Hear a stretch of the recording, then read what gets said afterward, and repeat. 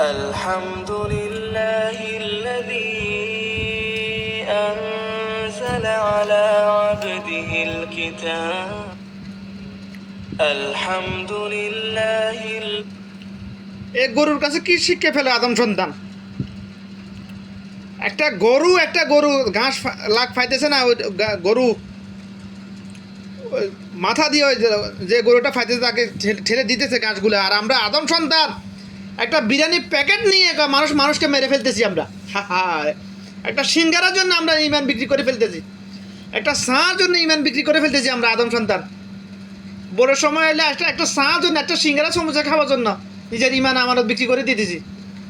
ইমান মুনাফিক ধর্মদ্রোহী না জাহেল হারামখোর চোর বাট্টা লুটারা এদের কাছে আমরা দেশ তুলে দিতেছি একটা চা খাওয়ার জন্য। শুধু এই গরুর থেকে তো শিক্ষা নেওয়া দরকার আদম সন্তানের।